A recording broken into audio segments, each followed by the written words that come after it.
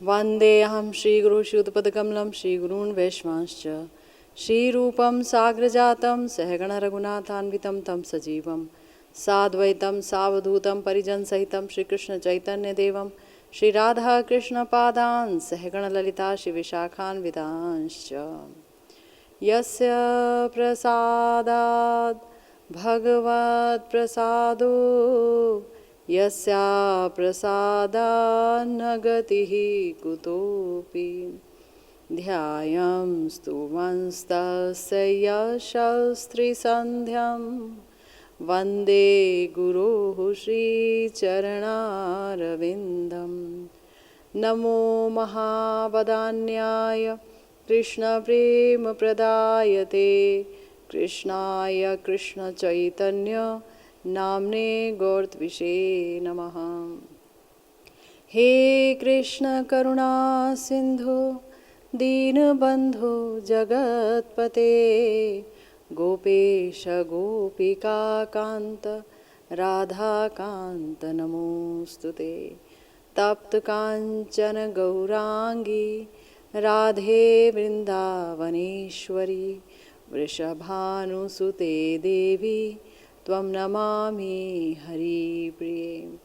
जय रूप सनातन भट्ट रघुनाथ श्रीजीव गोपाल भट्ट दास रघुनाथ ए जय गोसाईर कोरी चरण बंदन जहाँ होइते विघ्न नाश अभीष्ट पूरण वांछा कल्पतरुभ्यश्च कृपा सिंधुभ्येव च पतितानां पावनेभ्यो वैष्णवेभ्यो नमो नमः। हरे कृष्णा कृष्णा कृष्णा हरे हरे हरे राम राम राम हरे हरे। आशा है कि आप सबकी नियम सेवा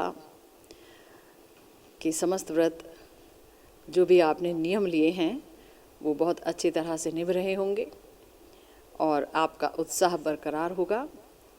उत्साह सहित आप अपना भजन कर रहे होंगे और बाकी समय से ये समय कुछ ज़्यादा ही अच्छा बीत रहा होगा और समय अच्छा बीते आपका, हम लोग बहुत अच्छा भजन कर पाएँ, है ना।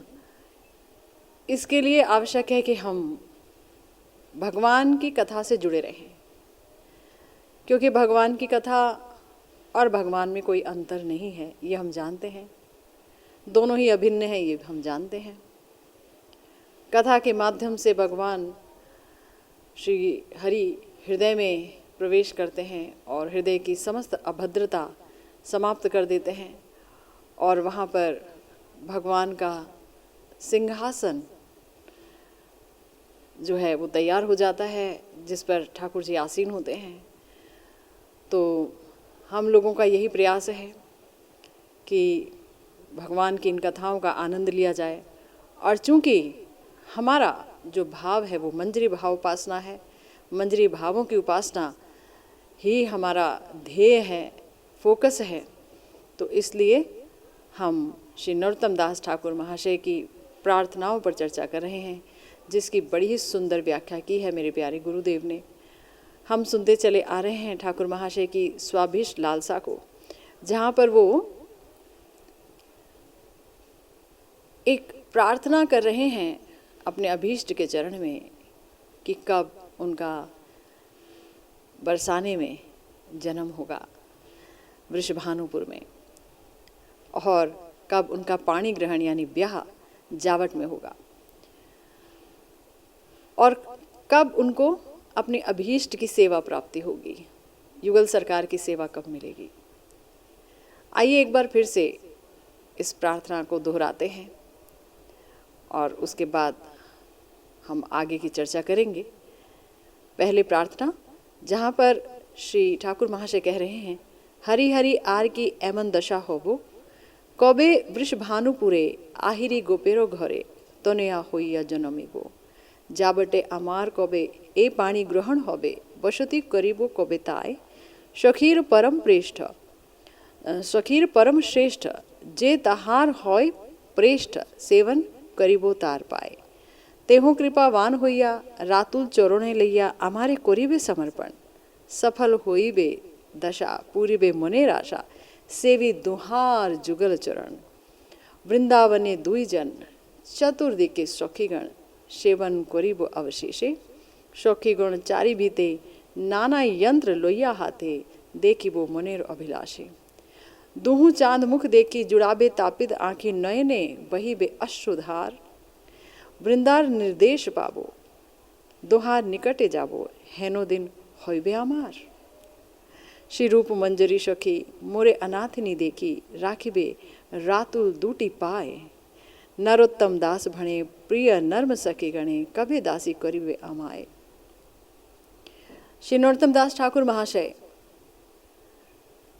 साधक आवेश में भी याद रखिए नित्य सिद्ध पार्षद हैं भगवान के, नित्यानंद जी के प्रेम की मूर्ति हैं, वो निताई चांद ही समझ लीजिए, और चंपक मंजरी हैं।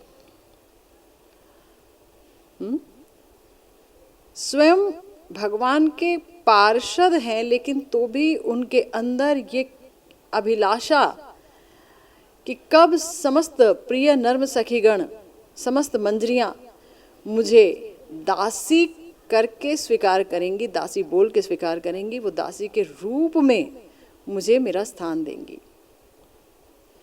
देखिए ये जो मंजरी भावोपासना की साधना है ना, ये भी इतनी रसमयी है, इतनी प्रेममयी है कि नित्य सिद्ध पार्षद इस आस्वादन को लेने के लिए तड़पते हैं।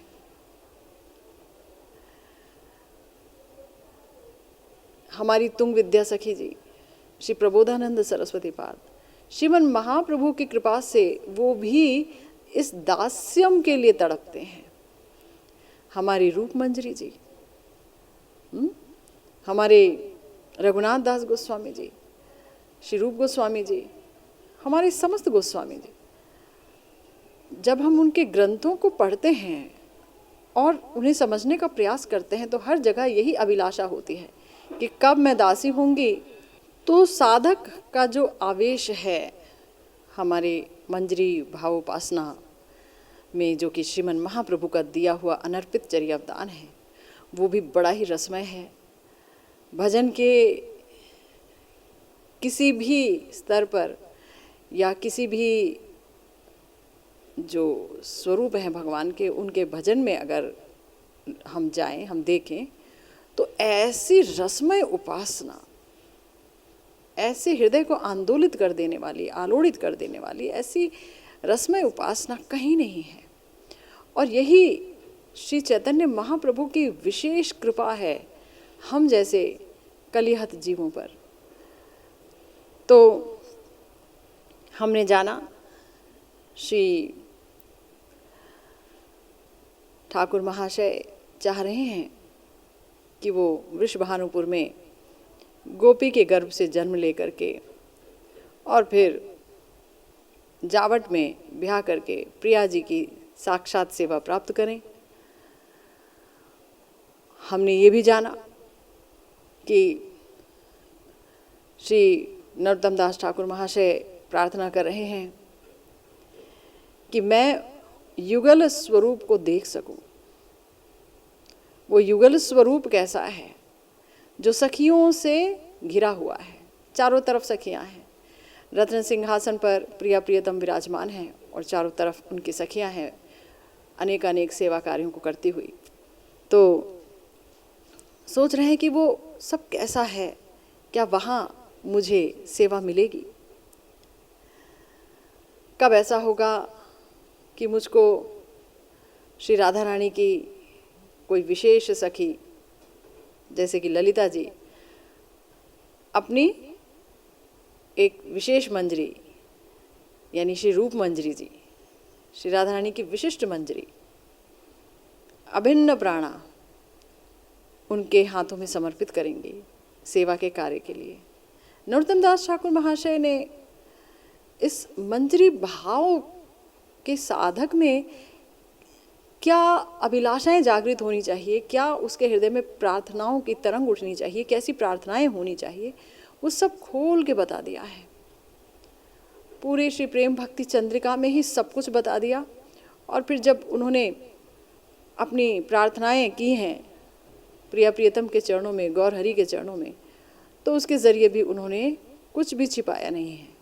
अगर हम उनकी प्रार्थनाओं को ही पढ़ लेंगे, अगर हम उनकी प्रार्थनाओं के मर्मानुवाद को, उस व्याख्या को ही समझ लेंगे, तो हमें ये जानने की आवश्यकता नहीं रहेगी कि भाई मंजरी भाव क्या है। अलग से जानने के लिए हमें यहाँ वहाँ जाना नहीं पड़ेगा। श्री नरोत्तम दास ठाकुर महाशय ने बहुत कुछ दे दिया है हमें, और हमारे प्यारे गुरुदेव ने कृपा करके बहुत ही सुंदर व्याख्याओं के माध्यम से साधक को ये समझा दिया है कि इतनी रसमय उपासना ये सिर्फ श्री चैतन्य महाप्रभु के युग में ही उपलब्ध हो सकती है। और हम भाग्यवान हैं कि हम महाप्रभु के इस युग में पैदा हुए और महाप्रभु के चरणों में समर्पित आचार्यों के चरणों में हमें जगह मिली, हमने उनका अनुगत्य किया है ना। तो हम सुन रहे थे कि जो समस्त मंजरियों की अध्यक्षा श्री रूप मंजरी जी अगर किसी किंकरी को युगल सरकार की सेवा ना दें तो उसे कभी भी वो सेवा मिल नहीं सकती। यानी सेवा देने का पूर्ण अधिकार श्री रूप मंजरी जी का है। रूप मंजरी जी ही सब कुछ सिखाती हैं, सेवा की समस्त परिपाटी सिखाती हैं। गुरु मंजरी जी रूप मंजरी जी के हाथ में देती हैं। और जब सारी सेवा की परिपाटियाँ सिखा देती हैं और देखती हैं कि ये तो बहुत विनम्र है और बहुत अच्छे से सेवा करती है, और महाभाव की कक्षा तक मंजरी जा चुकी होती है, तो वो प्रिय प्रियतम की सेवा में प्रस्तुत कर दी जाती है हमारी प्यारी रूप मंजरी जी के द्वारा। तो गुरुदेव कहते हैं कि ऐसा मत समझिएगा जैसे कि इस जगत में होता है कि अगर किसी के पास सारे अधिकार होते हैं तो वो उस अधिकार का दुरुपयोग भी करता है। मैं चाहे दूँ, मैं चाहे ना दूँ, तुम ये करो वो करो तब देखेंगे, है ना। ऐसा नहीं है। गुरुदेव ने कहा कि हमारे ये जो रूप गोस्वामी हैं ये बहुत ही करुणामय है, बहुत ही करुणामय है। और इसका प्रमाण ये है कि वो महाप्रभु के साथ आए और यहाँ आकर के उन्होंने न केवल भजन का आदर्श प्रस्तुत किया, स्वयं आचरण किया, अपने भजन रस में डूबे, अलावा इसके उन्होंने हम सब के लिए अनेक ग्रंथ भी लिखे हैं जिन्हें पढ़ करके हृदय में मंजरी भाव उपासना की एक लहर दौड़ने लगती है, एक लहर तरंगायित होती है कि हाँ, इससे सुंदर कुछ नहीं है और मेरे साथ ऐसा कब होगा। तो हमारे जो नरोत्तम दास ठाकुर महाशय हैं उनको श्रीपाद जीव गोस्वामी जी ने समस्त गौड़ीय जो ग्रंथ हैं उनका अध्ययन कराया है, ना केवल अध्ययन कराया है, खूब अच्छे से समझाया है। और इसीलिए वो बार बार कहते हैं कि श्री रूप मंजरी जी आपकी कृपा कब होगी, श्री रस मंजरी जी आपकी कृपा कब होगी। बार बार गोस्वामियों के चरणों में रोते हैं। वस्तुतः वो साधक समाज को दिखाते हैं कि बिना गोस्वामियों के चरणों में क्रंदन किए कभी भी अभीष्ट की सिद्धि नहीं होगी, कभी भी हमारी जो मनोवांछा है, हमारे जो हृदय की इच्छा है वो पूर्ण नहीं हो सकती। तो बताया हमारे गुरुदेव ने कि देखिए उनकी करुणा में कोई कृपणता नहीं है, वे विश्व भर के युगल उपासकों की चरम परम आशा है, भरोसा है। पहले दिन वे साधक मंजरी को किस प्रकार साथ लेकर श्री युगल सेवा में नियुक्त करती हैं, श्रील ठाकुर महाशय ने इस बात का स्वयं वर्णन किया है। पहले दिन ही कैसे वो ले जाती हैं और कैसे रूप जी का महत्व है इस युगल सेवा को देने में। स्वयं ठाकुर महाशय यानी श्री नरोत्तम दास ठाकुर ने इस बात को महसूस किया है और ये बात उन्होंने अपनी प्रार्थना में कही है, सुनिया जी साधु मुखे बोले सर्वजन श्री रूप कृपाए मिले जुगल चरण।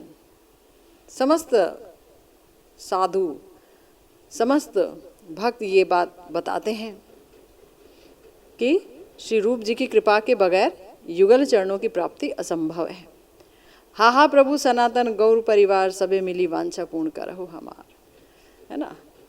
हा हा प्रभु सनातन बोल रहे हैं कि सनातन गोस्वामी जी आपके बड़े प्रिय हैं और सनातन जी के बगैर तो रूप जी बिल्कुल रह ही नहीं पाते थे।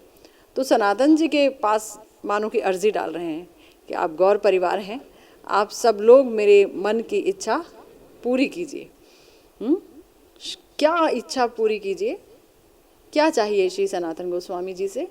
तो सीधा बोलते हैं कि मैं गौर परिवार से, समस्त गौर पार्षदों से एक ही चीज़ चाहता हूँ, श्री रूपेर कृपा जैनो आमा प्रति होय से पद आश्रय जार से ही महाशय, कि रूप जी की कृपा मेरी तरफ हो, मेरे प्रति भी हो।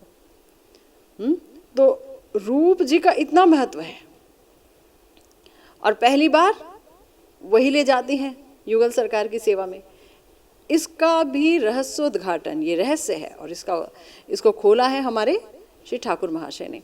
बोला क्या कि श्री रूप पश्चाते आमी रहिबो भीद होइया, दोहे पुनः कोही बेन आमा पाने चाहिया, सदै हृदय दोहे कोही बेन हासी, कोथाय पाइले रूप एई नवदासी। मैं रूप जी के पीछे, जब रूप जी मुझे ले जाएंगी प्रिया प्रियतम के पास, तो मैं डर करके रहूंगी, पीछे डरी हुई रहूंगी, नवदासी हूँ, है ना। पता नहीं मुझे सेवा मिलेगी कि नहीं मिलेगी, कैसे देखूं, कैसे उनके सामने जाऊं। और तब युगल सरकार मुझे हंसते हुए मुस्कुराते हुए देखेंगे और बोलेंगे, रूप ये नई दासी कहाँ से आई, कहाँ मिली तुमको? तो श्री रूप मंजरी तबे दोहा वाक्य सुनी, मंजू लाली दिलो मोरे एई दासी आनी, कि मुझे इनकी जो गुरु मंजरी हैं मंजू लाली जी यानी श्री लोकनाथ गोस्वामी, उन्होंने ये दासी मुझको दी है। और मैंने क्या देखा, अति नम्र चित्त अमी इहारे जानी लो, सेवा कार्य दिया तबे हेथाय राखी लो। मैंने देखा ये तो बड़ी ही विनम्र है, और ये सेवा में बिल्कुल उपयुक्त रहेगी, इसलिए मैंने इसको आपकी सेवा में लगा दिया।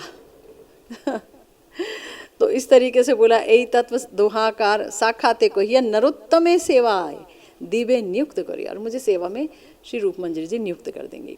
कहने का अर्थ यह है कि अगर रूप मंजरी जी नहीं चाहें तो फिर सेवा की प्राप्ति नहीं हो सकती। लेकिन जैसा कि गुरुदेव ने कहा कि रूप मंजरी जी हमेशा चाहते हैं कि हम सेवा में जाएं, इसीलिए वो इतने ग्रंथ लिख गई हैं, इतना कुछ हमको दे गई हैं। महाप्रभु के मनोअभीष्ट को अपने ग्रंथों में वो अभिव्यक्त कर गई हैं। आगे हमारे प्यारे गुरुदेव कहते हैं, श्री रूप मंजरी द्वारा श्री युगल चरण सेवा में नियुक्त करने पर साधक मंजरी की दशा सफल होगी।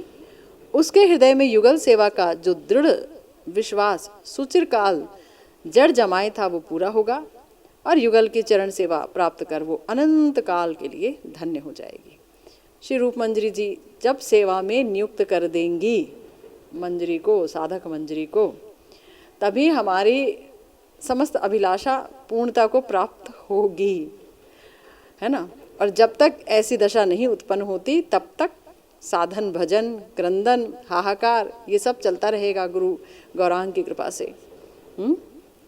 जब हृदय में प्रेम आ जाएगा, जब प्रेम पूर्ण रूपेण हृदय को आच्छादित कर लेगा, ढक लेगा, तो उस समय जैसा कि हमने जाना, योग माया जी गोपी गर्भ से जन्म दे देंगी, जहाँ पर भगवान की लीला हो रही होगी जिस भी ब्रह्मांड में, और वहाँ पर फिर नित्य सिद्ध सखी मंजरियों का सानिध्य, उनका संग प्राप्त करके धीरे धीरे धीरे धीरे धीरे धीरे हम प्रेम के आगे के स्तर प्राप्त करेंगे, महाभाव तक जाएंगे।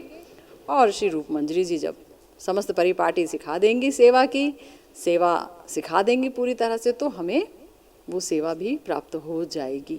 और जब प्राप्त हो जाएगी तो जैसे ठाकुर महाशय ने कहा ही है कि पाबो राधा कृष्णेर पा घुचिबे मनेर घा दूरे जाबे सकल विखा। प्रिया प्रियतम के जब चरण मिलेंगे तभी सारी व्याकुलता जाएगी, तभी ये हृदय के घाव ठीक होंगे।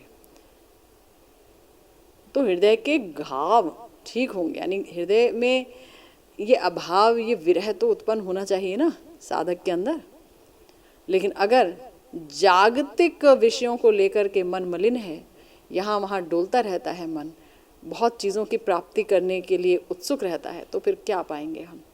कहाँ पे प्रिया प्रियतम के चरण हमको प्राप्त होंगे? नहीं होंगे। तो इसका मतलब ये है कि देखिए हमारे प्यारे रूप जी ना वो देंगे वहाँ पर सेवा, ये बात सही है, ठीक है। लेकिन वो यहाँ पर आकर के श्री रूप गोस्वामी जी के रूप में वो एक शर्त भी बता देते हैं, वो बता देते हैं किस तरह के व्यक्ति इस भजन में आगे बढ़ सकते हैं। उन्होंने बता दिया अन्य अभिलाषिता शून्यम, अन्य अभिलाषिता शून्यम, अन्य अभिलाष शून्यम नहीं बोला है, अन्य अभिलाष शून्यम अगर बोल देते तो इस जगत में कोई भी व्यक्ति प्रिया प्रियतम के चरणों को प्राप्त नहीं कर सकता था, क्योंकि अन्य अभिलाष तो उठ ही जाता है मन में। अन्य अभिलाषिता का अर्थ क्या है? इसका अर्थ ये है कि देखिए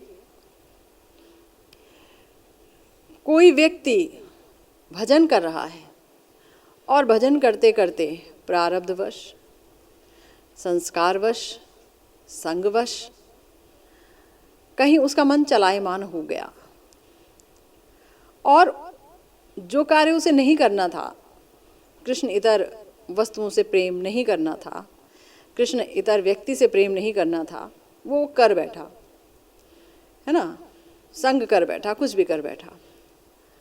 अब अगर उस संग को लेकर के वो प्रसन्न रहे और उसको ये बात चुभे ना कि ये मैं क्या कर बैठा, और वो सोचे कि वाह जो हुआ बहुत अच्छा हुआ, आखिर इतना भजन किया है तो ये तो मुझे मिलना ही चाहिए था, है ना, और मैं इसी में बहुत प्रसन्न हूँ, बाद में देखेंगे भजन वगैरह, भजन का यही एक फल होता है, तो फिर तो ये जो है अन्य अभिलाष ही हो गया।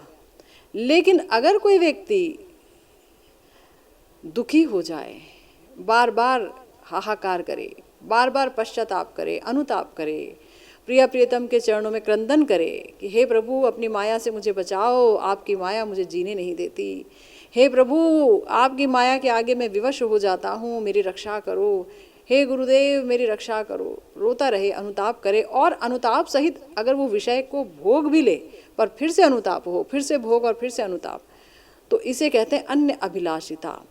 तो ऐसे व्यक्ति के लिए ही श्रीमन महाप्रभु ने कहा है कि जो है ये विषय सुख मांगता है, यही बड़ो मूर्ख आमे विज्ञ विष क्यानो दिवो, स्वचरण अमृत दिया विषय भुलाइबो। ये बड़ा मूर्ख है, मुझसे मेरा भजन करते हुए विषय रूपी विष मांगता है। अरे भाई ये मूर्ख है, अगर ये मांगता है तो मैं इसे क्यों दूंगा, अगर दूंगा भी तो इस तरीके से दूंगा कि इसे बार बार मेरी ही याद आएगी, और अपने चरणामृत रूपी जो मधुर उत्तम पेय है उसको प्रदान करूंगा, इसे चरणामृत दूंगा और उसकी कृपा से ये समस्त विषयों को भूल जाएगा। महाप्रभु कृपा युक्त हो जाते हैं ऐसे व्यक्ति के लिए जिसके हृदय में अनुताप है, जो जाना तो भगवान की तरफ चाहता है लेकिन प्रारब्धवश, संस्कारवश, कुसंगवश, है ना, कुछ अन्य राह पर वो चला गया, लेकिन वो बार बार रो रहा है। तो ऐसे व्यक्ति को ठाकुर जी एक ना एक दिन खींच के बाहर निकाल लेते हैं और फिर से अपने चरणों में ले आते हैं। और इस बार क्या होता है, चूंकि उसके पास अनुताप रहता है, वो बार बार पछताता रहता है, तो उसके हृदय में भगवान के प्रति प्रेम उमड़ने लगता है, और वही कुकार्य, वही कुसंग जो उसने गलत कार्य किए, वही उसका एक संबल हो जाता है, एक सीढ़ी हो जाती है, और मानो उस सीढ़ी को चढ़ करके भगवत प्राप्ति कर लेता है ना, क्योंकि उसे प्रेम मिल जाता है। तो हमारे गुरुदेव ने ये बात लिखी कि देखो भाई, श्री रूप मंजरी द्वारा श्री युगल चरण सेवा में नियुक्त करने पर साधक मंजरी की दशा सफल होगी, यानी जब सेवा मिलेगी तभी हमारी साधना सफल होगी, सेवा के बगैर हमारी साधना विफल ही रहेगी। यानी कि ऐसा नहीं है कि हम मानसिक सेवा में वो आनंद नहीं उठा रहे हैं, वो रस नहीं पा रहे हैं, युगल सरकार के मधुरिमा का रस पाते ही हैं सब लोग, लेकिन तो भी जब तक साक्षात सेवा की प्राप्ति नहीं होगी तब तक ये एक राह ही है, और जो मंजिल है वो थोड़ी दूर ही है। हालांकि हमारे गुरुदेव कहते हैं कि ये राह भी बड़ी रसमयी राह है। इस राह पर चलते चलते भी अगर हमें जन्म भी लग जाएं, कई जन्म लग जाएं, तो भी इसमें कोई लॉस नहीं है, कोई नुकसान नहीं है, क्योंकि राह ही बड़ी रसमयी है ना। परंतु जब युगल सरकार की सेवा मिलेगी तो गुरुदेव कह रहे हैं तब वो अनंत काल के लिए धन्य होगी। अनंत काल के लिए इसलिए क्योंकि देखिए, जिस हृदय में विषय वासनाएं अपना अधिकार जमाए रहती हैं, उस हृदय में सेवा की अभिलाषा नहीं उठती है। जिस हृदय में स्वसुख की वासना बैठी रहती है कि हाँ मुझे अपना सुख चाहिए, अपना सुख चाहिए, तो वहाँ प्रिय प्रियतम के सुख की वासना कभी भी नहीं उत्पन्न हो सकती। वो हृदय बेकार है ना। लेकिन गुरु वैष्णवों का संग करके, शास्त्रों का अध्ययन करके, श्रवण करके, महत की कृपा के कारण ऐसा हो सकता है कि हम साधन भजन में चले आएं और साधन भजन करते करते करते करते धीरे धीरे ये जो जड़ीय वासना है ये खत्म हो जाए धीरे धीरे और चित्त साफ हो जाए। तो उस साफ चित्त में ही फिर भगवान के लिए भाव उठते हैं, है ना। साधन भक्ति भाव भक्ति में बदलती है और भाव भक्ति ही प्रेम भक्ति में बदलती है। गुरुदेव कहते हैं एक ही वस्तु है, बस उसकी तर और तम अवस्थाएं हैं, है ना। साधन भजन जो हम कर रहे हैं अभी बाह्य देह से, उसके बाद धीरे धीरे सिद्ध देह से भी भजन होता है तो भाव उत्पन्न होते हैं, और वही भाव और प्रगाढ़तम होते हैं तो प्रेम उत्पन्न हो जाता है। तो गुरुदेव कहते हैं अनंत काल के लिए धन्य हो जाएगी फिर, क्योंकि तब ऐसा हृदय जो एकदम परिमार्जित है, एकदम मज गया है, साफ हो गया है, जहाँ युगल सरकार की सेवा की अभिलाषा उत्पन्न हो गई है, तो उस हृदय में फिर अन्य कोई वासना कभी सिर उठा ही नहीं सकती है। अन्य वासना सूक्ष्म रूप से भी हमारे हृदय में रह जाए तो हमारे हृदय में कभी भी प्रिया प्रियतम की सेवा की वासना नहीं उठेगी। अन्य वासनाएं जब पूर्णतः समाप्त हो जाएंगी तब हाहाकार उठेगा, तब क्रंदन होगा, तब हम बेचैन होंगे, तब हम तड़पेंगे। लेकिन अगर अन्य कोई भी वासना है, चाहे हम भजन कर रहे हैं लेकिन अन्य अनेक वासनाएं रह जाती हैं, हमें पता भी नहीं चलता है, ऐसे सूक्ष्म रूप से अंदर पहुंच जाती हैं। पद प्रतिष्ठा, पैसा, मान सम्मान, बहुत कुछ होता है हृदय में, तो और भी बहुत कुछ, शिष्य प्रशिष्य, बाल बच्चे, बहुत कुछ होता है। तो ऐसे में कहाँ हम ये कह पाएंगे कि हे प्रिया जी मैं आपकी दासी अनुदासी हूँ। कहाँ हम कह पाएंगे किशोरी जी को कि आप स्वामिनी हैं। गुरुदेव कहते हैं स्वामिनी का अर्थ यह है कि जो पालन करे, जो पाले हमें और ताड़न भर्त्सन भी करे, डांटे भी, और जो गुरु भी हो, जो हमें सिखाए भी, हम जिसकी शिष्या भी हो।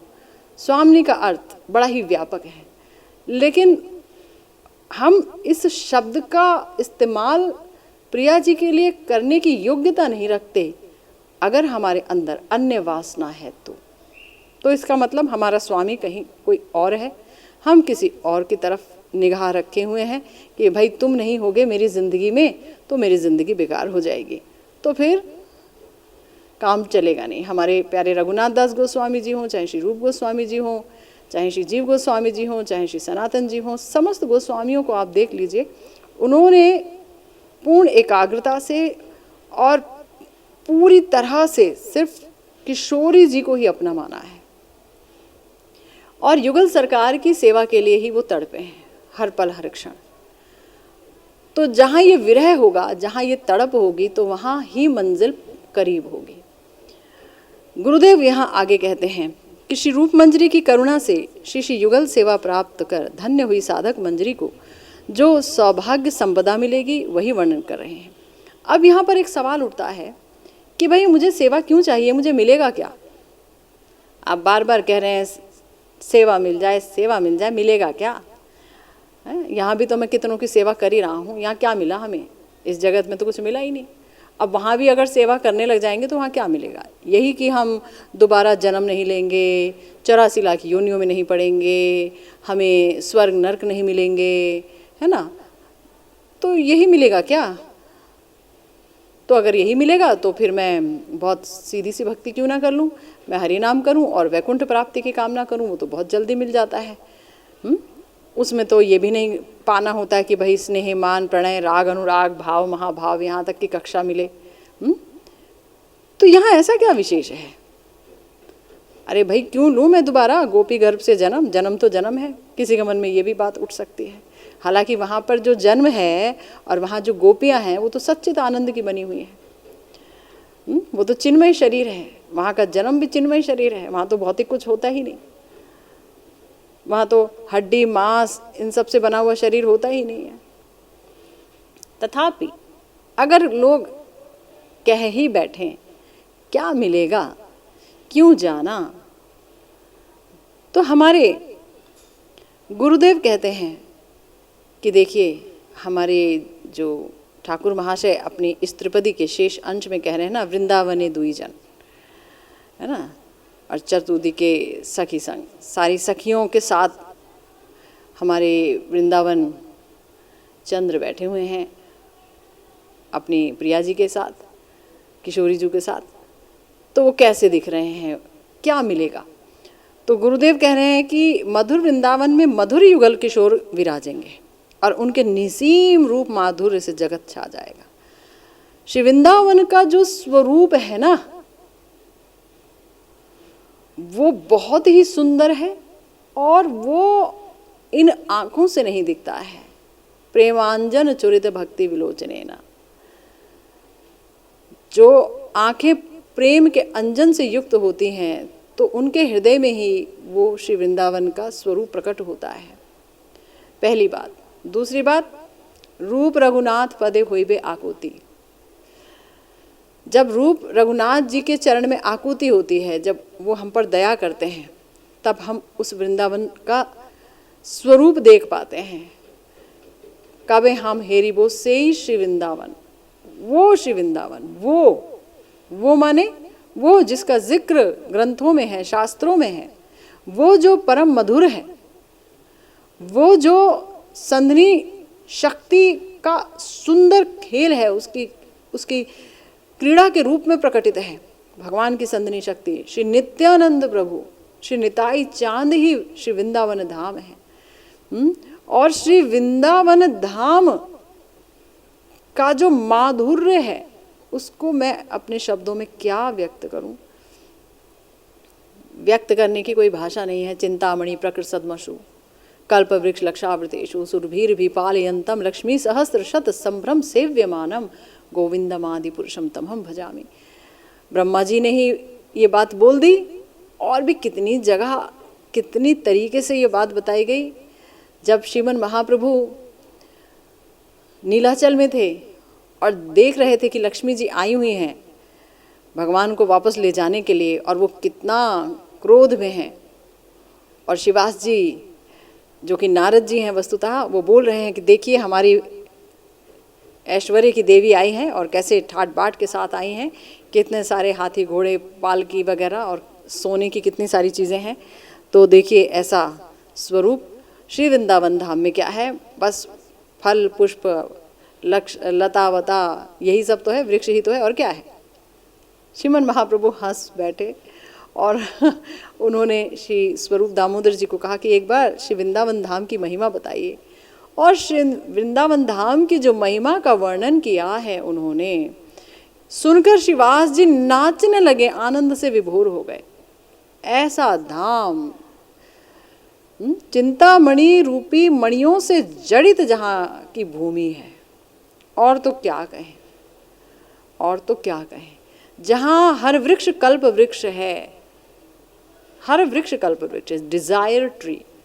लेकिन जहाँ पर वृंदावनवासी उन कल्प वृक्षों से श्री युगल सरकार की सेवा के लिए बस फल पुष्प आदि ही लेते हैं, कोई अपनी अन्य कोई वासना उनकी है ही नहीं। वृंदावनवासी का मतलब ही है प्रेम। यहाँ तो प्रेम ही का साम्राज्य है। वो तो समस्त ब्रजवासी सिर्फ युगल सरकार की सेवा के लिए सब कुछ चाहते हैं और कुछ नहीं। जहाँ पर जो गाय है वो भी ऐसे ही है, जिससे जो कुछ मांगो वो दे देंगी, कामधेनु। लेकिन ब्रजवासी दूध मांगते हैं, दूध दे दो और इससे हम ठाकुर जी के लिए मलाई मक्खन आदि बनाएंगे और विभिन्न प्रकार के पायस आदि का निर्माण करेंगे, उन्हें प्रसन्न करेंगे। तो भगवान नरवत लीला खेल रहे हैं यहाँ पर, और ब्रजवासी उन्हें नितांत अपना करके जानते हैं। चूंकि स्वसुख की कोई वासना नहीं है तो भी इतना ऐश्वर्य कदम कदम पर बिखरा है, पूरा ऐश्वर्य बिखरा है, लेकिन माधुर्य की असीम गहराइयों में ऐश्वर्य छुपा पड़ा है, पता ही नहीं चल पाता कि कहाँ चला गया है ऐश्वर्य। दिखता है हर कदम पर ऐश्वर्य, लेकिन तो भी इतना ज़्यादा माधुर्य है कि ऐश्वर्य का पता ही नहीं चलता।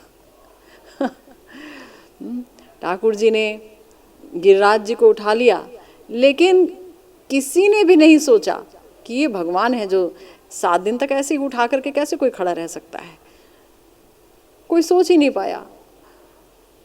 सारे ब्रजवासियों ने सोचा हमने भी अपने डंडे लगाए हुए थे इसलिए उठा लिया, है ना। किसी ने सोचा चलो इनके पिताजी तो भगवान की पूजा करते हैं नारायण की, और नारायण की शक्ति से इन्होंने उठा लिया, उन्हीं का आशीर्वाद है। कोई सोच ही नहीं सकता कि वो भगवान है। दावानल का पान कर लिया, बुलाएंगे ही नहीं, कृष्ण कृष्ण आओ देखो ये हो गया, लेकिन वो रक्षा करते हैं तो भी सोचते हैं हाँ इन पर नारायण की कृपा है इसलिए कर पाते हैं, अलावा कुछ नहीं इसके। तो यहाँ तो मधुरिमा का साम्राज्य है। इसलिए गुरुदेव हमारे कहते हैं कि ऐसे मधुर वृंदावन में मधुर युगल किशोर विराजेंगे। मधुर युगल किशोर, मधुर, इतना माधुर्य है, इतना माधुर्य है उनके चरण से लेकर मस्तक तक, इतना माधुर्य कि उस माधुर्य को देखने, अनुभव करने, उसका पान करने के लिए योग्यता चाहिए। उसी के लिए ये साधन भजन है। माधुर्य भगवतार सार प्रजे कैलो प्रचार। व्यास देव जी ने ये जो माधुर्य है इसका प्रचार किया है, क्योंकि यही भगवत्ता का सार है। अगर भगवान बलशाली हों, सिर्फ बलशाली हों, बड़े त्यागी हों, बड़े धनी हों, और कहीं से कोई माधुर्य ना हो, परम मधुर ना हो, तो वो हृदय को खींच नहीं सकते, क्योंकि जगत में मधुर और सुंदर चीज़ ही हृदय को खींचती है ना। लेकिन तो भी ठाकुर जी सब कुछ हैं, सब कुछ है उनके अंदर, षड ऐश्वर्य युक्त हैं, तो भी जो माधुर्य है, उनका रूप माधुर्य है, उनका वेणु माधुर्य है, उनका जो प्रेम माधुर्य है, उनकी जो लीला माधुर्य है, वो ऐसी असीम है कि उसी को अनुभव करने के लिए, उसी को पाने के लिए प्रेम की आवश्यकता होती है। क्योंकि माधुर्य तो असीम है, लेकिन इस माधुर्य का आस्वादन बिना प्रेम के संभव नहीं है। यही कृष्ण कंस के सामने गए तो कंस कौन सा मूर्छित हो गया। यही कृष्ण अघासुर बकासुर आदि के सामने गए तो कौन सा अघासुर बकासुर इनके माधुर्य को देखकर मूर्छित हो गए। यही कृष्ण प्रिया जी के सामने जाते हैं तो वो कहती हैं कि मेरी आँखों में हे विधाता तुमने ये पलकें क्यों बना दी, और हजारों हजारों आँखें तुमने हमें क्यों नहीं दी, इंद्र को दे दी, हमें क्यों नहीं दी। मछली को तुमने पलक रहित बना दिया उसकी आँख को, तो वो क्या कृष्ण को देखती है, हम कृष्ण को देखते हैं ना। हमारे साथ ये अन्याय आप कर कैसे सकते थे। 2 आँखों से मैं भला कृष्ण को क्या देखूं। ये कृष्ण को देख भी नहीं पा रही हैं, देखते हुए भी कहती है मैं देख नहीं पा रही हूँ, है ना। जन्म अवधि हम रूप निहारनु नयन न तिरपित भैलो। लेकिन तो भी उनका बेशक नयन तृप्त हो ना हो, लेकिन वो महाभाव की आंखों से देख रही हैं श्याम सुंदर को। श्याम सुंदर स्वयं का अनुभव करना चाहते हैं, मैं कैसा हूँ, मेरी मधुरिमा कैसी है, मैं बहुत बहुत सुंदर हूँ, मैं जानता हूँ, लेकिन मैं अपनी सुंदरता का, अपने माधुर्य का, अपने वेणु माधुर्य का, अपने प्रेम माधुर्य का, अपनी लीला माधुर्य का, अपने रूप माधुर्य का आस्वादन ही नहीं कर सकता। क्यों? क्योंकि मेरे पास आश्रय जातीय प्रेम नहीं है। आश्रय जाति प्रेम किसके पास है? सबके पास है, सबके पास आश्रय जाति प्रेम है। नंद बाबा के पास, यशोदा मैया के पास, लेकिन यशोदा मैया, नंद बाबा श्याम सुंदर के मदन मोहन स्वरूप को नहीं देख सकते। वो कितने भी मदन मोहन क्यों ना हो, पर उन्हें वो बच्चा ही नजर आएंगे। उनका माधुर्य उनको इस तरह नहीं दिखेगा।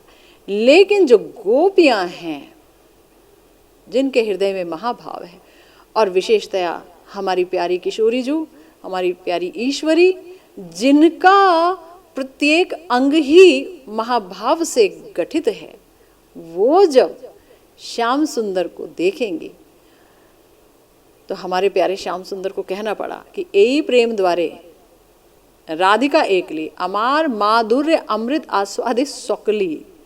कोई एक कण भी नहीं आस्वादन कर सकता है मेरे माधुर्य अमृत का। जीव की क्या हैसियत है, वो पूरा प्रेम पाएगा भी तो कितना पालेगा, एक अणु, तो अणु माधुर्य का ही आस्वादन कर पाएगा। लेकिन इस मधुरिमा की खासियत यह है कि जे माधुर्य एक कण डुबाए सर्वभुवन, सर्व प्राणी करे आकर्षण। ऐसा रूप है श्री कृष्ण का कि एक कण ही समस्त त्रिभुवन को डुबोने के लिए काफ़ी है। तो वो एक कण भी अगर मिल जाए तो बहुत बड़ी खुशकिस्मती है। तो वो जो माधुर्य है, वो अगर कृष्ण को भी चखना है तो कृष्ण को महाभाव की कक्षा में जाना होगा, और महाभाव से भी नहीं, मादना क्या मोहना क्या महाभाव, यानी प्रिया जी के अंदर जो प्रेम है उसी प्रेम को पूर्णतः ओढ़ लेना होगा, अपने हृदय में ले आना होगा, तब निज नाम का माधुर्य चख सकते हैं। जब हमसे कोई कहता है कि हम हरिनाम करते हैं पर नींद आती है, आस्वादन नहीं आता है, तो क्या किया जाए? प्रेम नहीं तो आस्वादन भी नहीं, प्रेम नहीं तो आस्वादन नहीं। यहाँ तो बताया ना कि शर्त ही प्रेम है।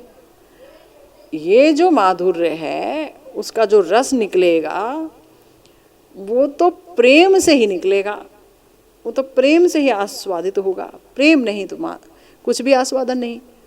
पूजा पाठ भी कर रहे हैं तो बोझ लग रहा है, ठाकुर जी को भी देख रहे हैं तो लग रहा है मूर्ति बैठी हुई है ना। प्रेम नहीं तो कुछ भी नहीं। यहाँ चल रहे हैं तो कहेंगे, वृंदावन में आए तो बोलेंगे अरे कितनी धूल उड़ रही है। अरे धूल उड़ रही है वो, अरे इस रज के एक कण के लिए, एक कण को पाने के लिए ये गोपियों की चरण चुंबित, ये युगल सरकार की चरण चुंबित, ये भक्तों की चरण चुंबित, ये गुरु महाराज की चरण चुंबित भूमि, और इस भूमि के रज के एक कण को पाने के लिए उद्धव जी कहते हैं कि मैं एक घास का अगर एक तिनका हो जाऊं तो मैं उसके लिए तपस्या करना चाहता हूँ। सहजता से ये कण नहीं मिलता, मैं उसके लिए तपस्या करना चाहता हूँ। उद्धव जी जिसको भगवान कहते हैं कि तुमसे ज़्यादा प्रिय मुझे कोई नहीं है, मैं खुद भी प्रिय नहीं हूँ, भगवान शंकर मुझे प्रिय नहीं है, लक्ष्मी जी प्रिय नहीं है, मुझे कोई प्रिय नहीं है, उद्धव जैसे आप हमको प्रिय हैं। तो वो कहते हैं कि मैं गोपियों की रज के एक कण को पाने के लिए तपस्या करना चाहता हूँ। तो सोचिए उसे हम क्या कह रहे हैं, धूल। धूल उड़ रही है। तो क्यों कह रहे हैं? क्योंकि प्रेम नहीं है, भाव नहीं है, आसक्ति नहीं है, निष्ठा नहीं है, रुचि नहीं है, अनर्थ की दशा में घिरे पड़े हैं, चित्त मलिन है, अन्य अभिलाषिता शून्यम नहीं है, अन्य अभिलाषाएं हृदय में जोर मारती रहती हैं हर समय। तो गुरुदेव कह रहे हैं कि मधुर वृंदावन में मधुर युगल किशोर विराजेंगे। हम क्यों दासी होना चाहते हैं? इसलिए कि उनके निसीम रूप माधुर्य से जगत छा जाएगा। हमारे प्यारे श्रील प्रबोधानंद सरस्वती पाद जी ने गौर कृपा से एक बात कही श्री वृंदावन महिमामृतम में। उन्होंने कहा, अंगे हंगे हनंत पारहा किरदति मधुराश्चर्य लावण्य वर्ण्या गौर श्यामाभिरामः स्मर विकृति चमत्कार कोटिश्च विभ्रत नित्याश्चर्यम किशोरद्वय मुरुपुलकम यद्रसा विष्ट मुच्चः कुंजे कुंजे बिहारी स्मर हृदय सदा शील वृंदावनम तत्। गुरुदेव कहते हैं गौर श्याम कांति अति नयनाभिराम है। प्रत्येक अंग से मधुर आश्चर्यजनक लावण्य वन्या की अनंत अपार कांति छटा छिटक रही है। गौर श्याम कांति ऐसी है कि जहां से आंखें हट नहीं सकती हैं। इस जगत का कोई सुंदर रूप देखता है व्यक्ति तो उसको भोगना चाहता है, और उस जगत का प्रिया प्रियतम के सुंदर रूप को अगर कोई देख ले तो वो उनके चरणों में अपना सर्वस्व न्योछावर करना चाहेगा कि बस ये और ये और ये ही, इनके अलावा मैं कुछ नहीं चाहता। इन्हीं की सेवा, इन्हीं का सामिप्य, इन्हीं का भजन। अति नयनाभिराम है, गुरुदेव कह रहे हैं अति नयनाभिराम। अति शब्द का इस्तेमाल हुआ है। अति माने बहुत ही ज्यादा आंखों को आकर्षित करती है, और प्रत्येक अंग से, यानी युगल सरकार के नखमणियों से लावण्य की धारा निकल रही है। लावण्य माने जैसे मोती की प्रभा होती है ना, जैसे एफुल्जेंस, वो एफुल्जेंस, वो प्रभा जैसा ज्योतिर्मय स्वरूप है, बहुत ही सुंदर। लेकिन प्रत्येक अंग से लावण्य छिटक रहा है, धारा निकल रही है, ऐसे नहीं कि बूंद बूंद छिटक रहा है। गुरुदेव कह रहे हैं कि लावण्य की प्रत्येक अंग से मधुर आश्चर्यजनक लावण्य, वन्या शब्द इस्तेमाल हुआ है। वन्या माने बाढ़, लावण्य की बाढ़ आ रखी है। युगल सरकार के लावण्य की बाढ़ है, इसीलिए वो बहुत ही नयनाभिराम है और अनंत है और अपार है, और स्मर विकार जनित कोटि कोटि चमत्कार राशि धारण किए हैं। स्मर विकार जनित, स्मर का मतलब होता है कंदर्प, काम। लेकिन यहाँ जो युगल सरकार का स्मर है उसको काम कहा गया क्योंकि काम के साथ एक समानता दिखती है, किंतु वहाँ काम नहीं है। काम का मतलब होता है अपनी इंद्रियों को तुष्ट करने की प्रगाढ़ वासना। कोई यहाँ किसी को क्या प्रेम कर पाएगा? प्रेम का मतलब होता है प्रेमी की इंद्रियों को सुख देना। लेकिन यहाँ व्यक्ति कितना भी चाहे, लेकिन उसकी अपनी इंद्रियां ही सुख खींचती हैं, पर वहाँ ऐसा नहीं है। युगल सरकार का जो हृदय स्मर विकार से पीड़ित है, इसका मतलब है एक दूसरे को सुख देने की वासना से वो लोग पीड़ित हैं। मैं प्रिया जी को सुखी करूं, प्रिया जी सोचती है मैं श्याम सुंदर को सुख दूं। और याद रखिए, हमारी जो प्रिया जी हैं वो कृष्ण की ही तो आह्लादिनी शक्ति हैं, श्री कृष्ण के प्रणय विकृति हैं। उन्हीं के अंदर में रहने वाली आह्लादिनी शक्ति ने एक मूर्त रूप धारण किया है, और वो किशोरी जी श्री जी के रूप में, श्री राधा रानी के रूप में वहाँ पर मौजूद हैं। श्याम सुंदर को अनेक प्रकार का आस्वादन दे रही हैं उनकी आह्लादिनी शक्ति। श्रीमद् भागवतम में वर्णन आया कि जैसे कोई बच्चा अपनी परछाई के साथ खेलता है, कोई बच्चा आईने में मुख देखकर अगर उसका चुम्बन लेता है, ठीक उसी प्रकार से यहाँ पर क्रिया हो रही है। समस्त जितनी भी गोपियाँ हैं वो श्याम सुंदर की ही शक्ति हैं। वो कभी किसी बाहर के व्यक्ति के साथ ऐसा खेल नहीं खेलते हैं, अपनी स्वरूप शक्तियों के साथ भगवान हमेशा क्रीड़ा में निमग्न रहते हैं। तो स्मर विकार जनित यानी प्रेम से देह में सात्विक विकार उठ रहे हैं। युगल सरकार एक दूसरे से प्रेम से इतने भरे हुए हैं, एक दूसरे के प्रति प्रेम से इतने भरे हुए हैं कि उनके रोम रोम में सात्विक विकार उठ रहे हैं, अष्ट सात्विक विकार। ऐसे युगल पुलकित देह से, रसाविष्ट चित्त से, देह कैसी है? पुलकित है, पुलक से युक्त है देह, प्रेम से पुलकित है दोनों जने, और एक दूसरे को सुख देने की जो इच्छा है वो जैसे मान लो तांडव नृत्य कर रही है उनके प्रत्येक इंद्रिय में कि मैं इनको सुख कैसे दूं। ये पता है अचिंत्य बात है जो हम बता रहे हैं, ये हमारी बुद्धि में नहीं आएगा। क्यों नहीं आएगा? क्योंकि हम जिस समाज में रहते हैं, जिस जगत में रहते हैं, उस जगत में ऐसा प्रेम नहीं होता। ये उस जगत का प्रेम है, ये हमारे प्रिया प्रियतम का प्रेम है।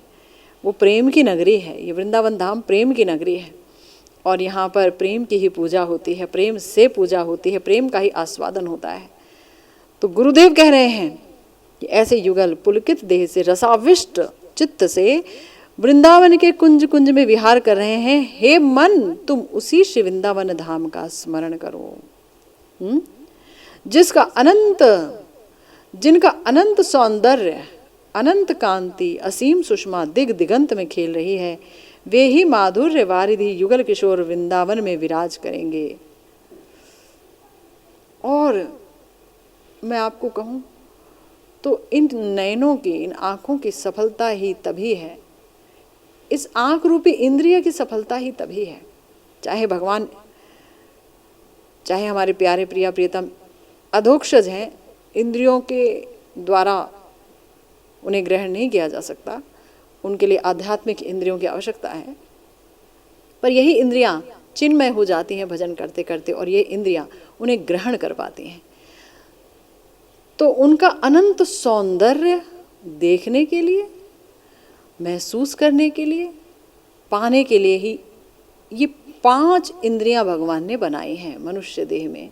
समस्त देहों में बनाई है, पर मनुष्य देह अपनी इन इंद्रियों से जब तक उस युगल सरकार की उस असीम माधुर्य को, नाक से उनके अंगों की सुगंध, कान से उनकी वाणी, उनकी मधुर वाणी, आँखों से उनका सुंदर रूप, जुबान से उनका जो है अधरामृत, महाप्रसाद, ये सब चीज़ें, उनका स्पर्श सुख, कि कैसे हैं उनके हम चरण संवाहन कर रहे हैं तो कितने जो है मृदु मृदु, कितने मुलायम उनके चरण हैं, कितने सुंदर उनके चरण हैं।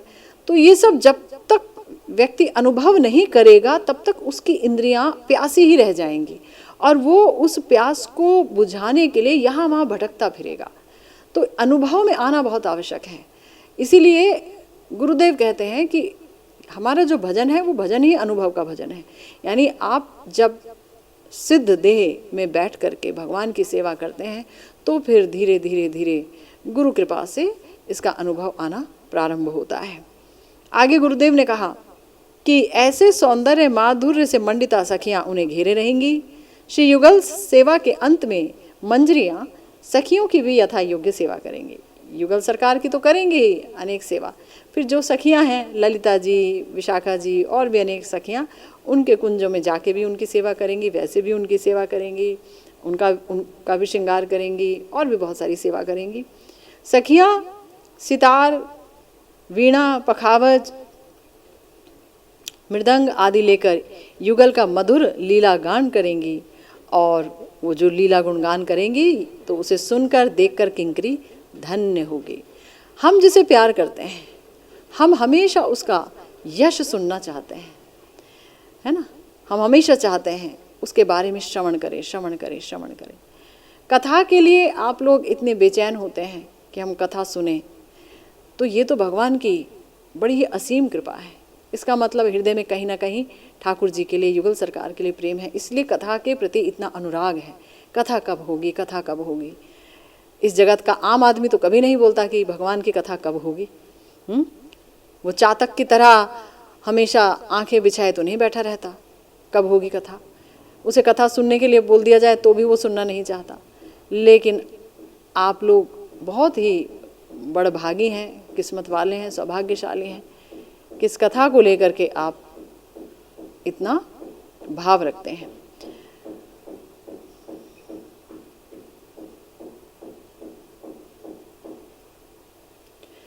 श्री श्री राधा माधव युगल के अनन्य सौंदर्य माधुर्य,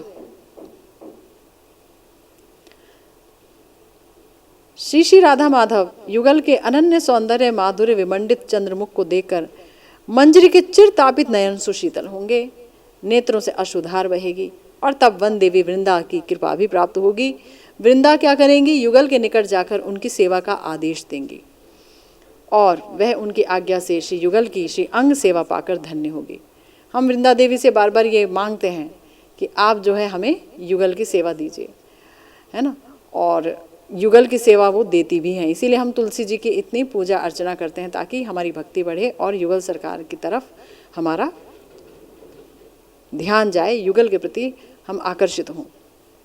श्री रूप मंजरी जब नवागत किंकरी को अनाथनी देखेंगी तो अपने लाल लाल चरणों में उसे स्थान देंगी, और मंजरी बाकी प्रिय नरम सखियाँ यानी नित्य सिद्धा मंजरियों की कृपा पाकर धन्य होगी।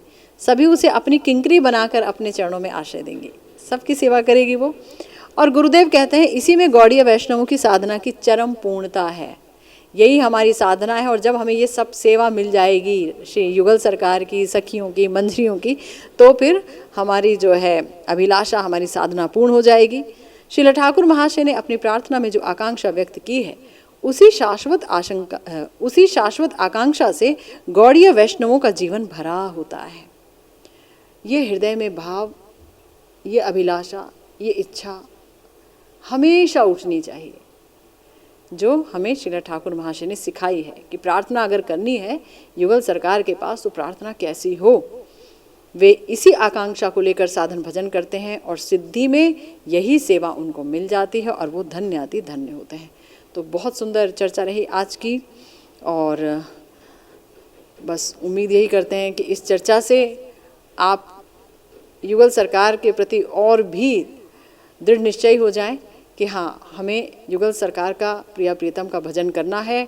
गौर हरि ने हमें जो इतना सुंदर अनर्पित चरी अवदान मंजरी भाव उपासना दिया है, उस अवदान को ग्रहण करना ही है।